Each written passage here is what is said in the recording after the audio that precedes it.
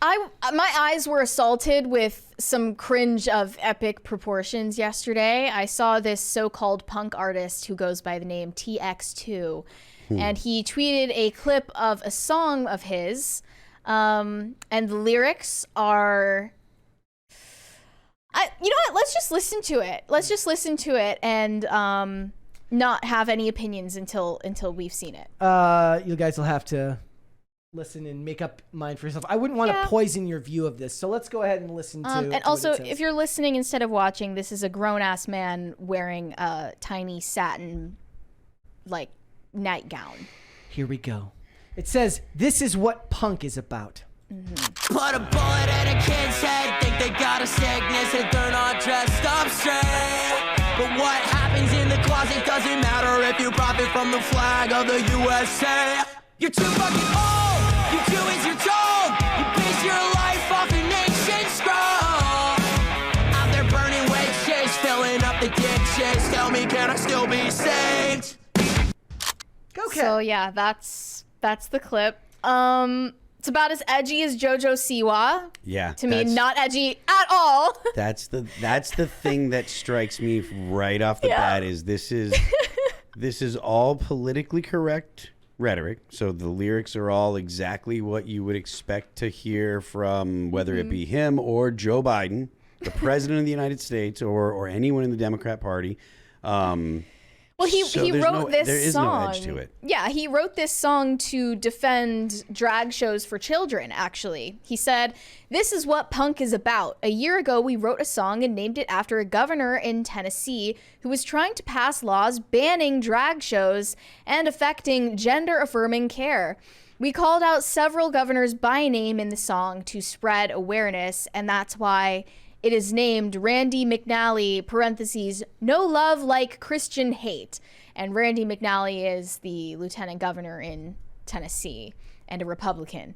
So he was just one of the many that they named in that song. But they had a lot of drag queens in the music video, and he's wearing eyeliner and safety pins all over his tie, and it's in a school. So they're like in a classroom, and it's very like dingy and dark.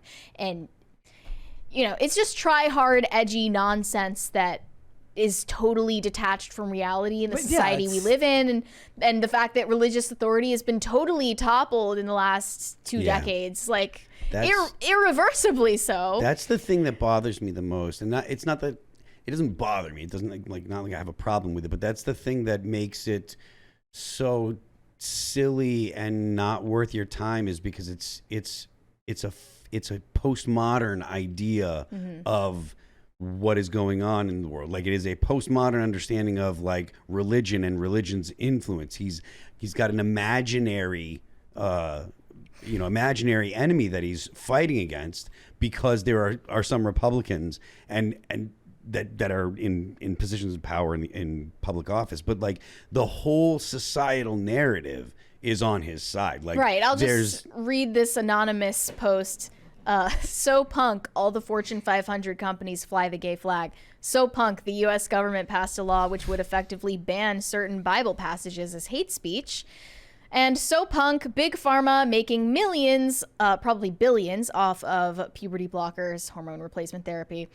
I'm old enough to remember when punk meant rejecting the system. You, young lad, are part of the system. This is literally like one of the things that punk kind of has been like against, or historically, is like self-indulgence, right? Like, it's not like the yuppies were the ones that were self-indulgent. The yuppies were the ones that wanted money and boomers, and they wanted to do coke, and they wanted to party and drink, and the self-indulgence, blah blah blah. And punk was really opposed to that. This is nothing but narcissism. This is totally self-indulgent. All totally focused on one's own sexuality. I mean, it's about as close to public masturbation as you can get legally currently.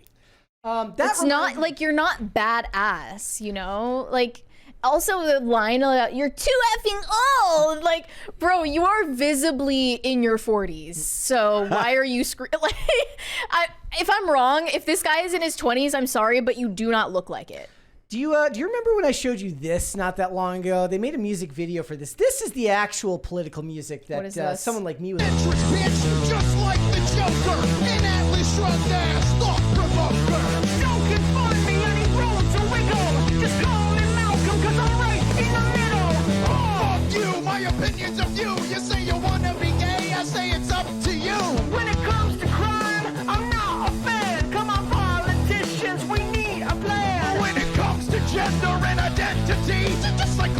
change, that shit confuses me. Inflation's rising, the nation's dying. In and out or Shake Shack, I haven't tried them. Puppet masters, I'm cutting strings. I'm conflicting thoughts on a lot of things. What house am I can't decide. Put on the sorting hat, any fucking My dime. balls lean to the left, my dick to the right. I'm a centrist bitch, which is code for white. Red pill blue, Which is code for white. despite my taint, I'm right in the middle. And we're going to remember the young people. We're going to remember SneakerCon. I'm a centrist bitch, just like the Joker. In that It's ironically more punk I than know. whatever the hell that was. It is. I mean, We got a $20 from Aaron P. He said, Mary, as a ghost girl, how do you feel about them doing ghost shows in classrooms with kids? Like, Casper is all for it, and I'm just curious if you're here for it or against it since you two broke up. He posted the breakup texts. I didn't know he posted the breakup text. That is extremely violating. But I think I am against ghost shows in classrooms for kids. Keep that stuff to the, over 18 crowd. That's definitely inappropriate. It's like Beastie Boys met Rage Against the Machine and ended up somewhere in the middle. yeah. I mean, that's is not an very, actual band. It's a comedy group Right. that does Oh, comedy. is it really? Yeah, it's a comedy group that does like music as well. But Okay, so unfortunately, considering- the TX2 guy is being serious. Yes. That comedy group is actually better, or like is better than.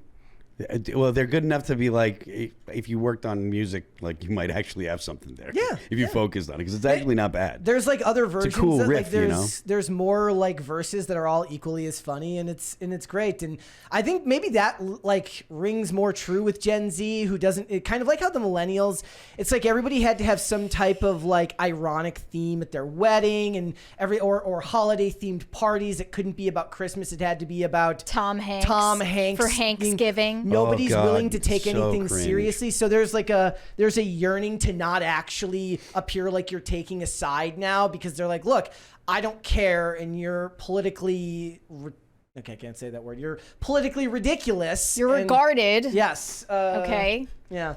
I just thought that was funny, and I think that both sides can laugh at something like that, and that's far more engaging to me personally than Sure. whatever that first thing was, which is not what I think of when I think of punk. I mean, you paint your nails, dude. Nobody is about to hate crime you over it. We live in the Yeah. United States. That is not in any way reflective of our culture in Tennessee or in California, wherever you go. That is not a thing. You know what we need more of? We need more of Cities by Diana. That's what we need more of. I in our love culture. Cities by Diana. I was just watching her videos last night. She had a new one She's come out the other just- day. It was so good. She brings out the city planner in me. She really does. Like, no. like I feel like I should be sending. My dad worked for the Army Corps of Engineers, so I feel like Send I him should be the videos. sending him the videos. No, I just want to address, like, if I see a man who paints his nails, I do think that he is a predator. Like, I do see that as a massive red flag, because if you are wearing a dress and you are frolicking around and you are trying very hard to seem non-threatening, you're trying very hard to seem harmless, then I must assume you're overcompensating for something, and that something might be that you are dangerous to women. Okay, it's a red flag. Just like a male feminist. It's basically, yes, like a male feminist, but you know, you're trying too hard to cover for something. You're disguising yourself as non-threatening because, you know, there's a darkness behind your eyes, and I don't trust it. Yeah. Yep. I don't know. I don't look at this type of topic and think I see anything that's all that interesting, because when I think of, it's kind of like what you were saying the other week, Phil, talking about like, did underground die? Yeah. And in kind of the same way that now when you see somebody wearing a Nirvana shirt, you don't know if they actually like Nirvana or if they just bought it at Target. Yep. And it's all What is punk, though? Like, what is it currently? Well, so currently, I don't know. Is that there I, any iteration of it? I don't know that I could actually tell you what like what the punk scene, the actual, what you would consider the underground punk scene. Like I couldn't tell you. Like I know that there is still a hardcore scene, and there are hardcore bands. But hardcore bands are not the same thing as punk bands, even though there is some crossover. But I don't know what what modern punk is like. I don't know if there are, even when I was playing shows and getting started, we would play, some shows with like crust punk bands and stuff. But a lot of times punk guys are listening to stuff like, they're listening to grindcore, and they're listening to noise, and they're listening to that kind of stuff. There's not really like a punk scene the way that, or at least I don't think there's a punk scene like with the Misfits and like that stuff anymore. I think that kind of has gone away. I think that if you're into punk and underground stuff, it's usually crust punk, it's grindcore, it's actual underground stuff. But I could be wrong. I'm not saying, like I said, I'm just saying this is what there wasn't like. It's at Catholic Palooza. That's where it is. Yeah, Catholic I mean, like punk was. No, I'm kidding. As soon as like the aughts came, punk became pop punk, and that was what pop really was for the most part. And then the actual punk guys were listening to like crust punk and grindcore and offensive music. Like that was the thing. There was, when it comes to the actual underground punks, they were offensive. They were gonna wear like.